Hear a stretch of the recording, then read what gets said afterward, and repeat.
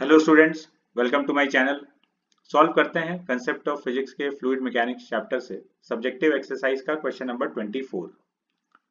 A wooden block of mass 0.5 kg and density 800 kg per meter cube is fastened to the free end of a vertical spring of spring constant 50 Newton per meter fixed at the bottom.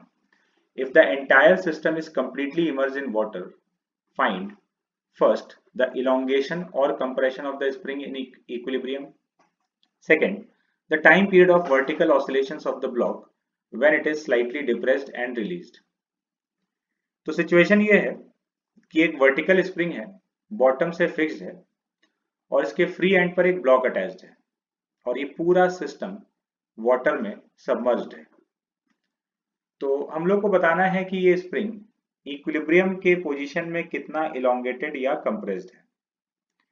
Given है हम लोग को mass of the block m, spring constant k, density of block and density of water.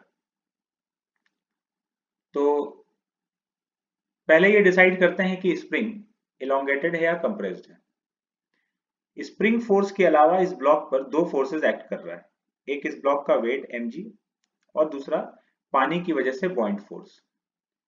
अगर बॉइंट force mg से ज्यादा हो गया तो ये ब्लॉक ऊपर जाएगा और स्प्रिंग इलोंगेटेड है, और अगर वेट बॉइंट फोर्स से ज्यादा हो गया तो ये नीचे जाएगा और स्प्रिंग कंप्रेस्ड होगा।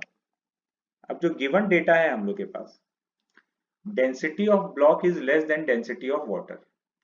ब्लॉक का डेंसिटी वाटर के डेंसिटी से कम है, तो इसका मतलब जो वेट है ब्लॉक का वो बॉइंट फोर्स से कम हुआ, और अगर वेट कम हो गया तो ये ब्लॉक ऊपर जाना चाहेगा, तो स्प्रिंग इलोंगेटेड है।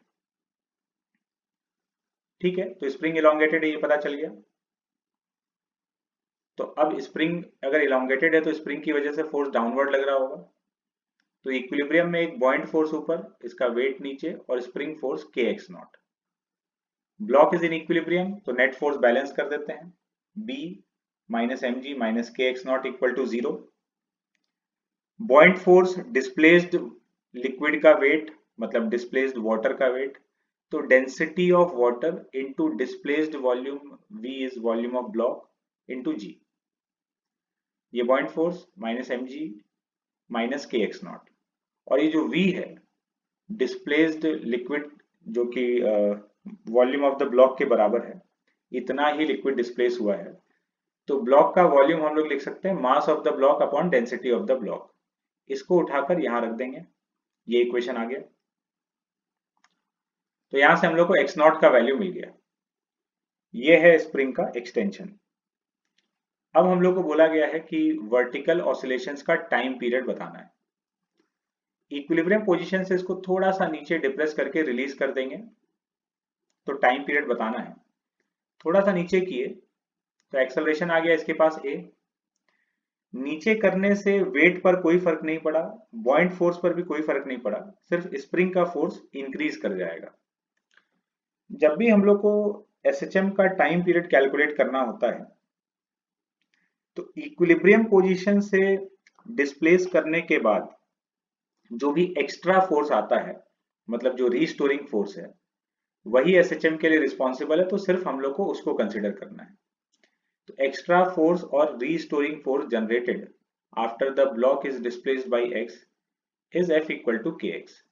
डिस्प्लेस करने के बाद जो स्प्रिंग का फोर्स आया है वही नेट फोर्स है, क्योंकि बाकी सब तो बैलेंस्ड है। तो नेट फोर्स हो गया ऊपर की तरफ kx, तो kx इक्वल टू m है, acceleration equal to k by m into X. Acceleration proportional to x आ गया, तो ये जो प्रोपोर्शनलिटी कांस्टेंट है ये ओमेगा स्क्वायर है, तो omega is under root k by m and time period is 2 pi by omega which is 2 pi under root m by k।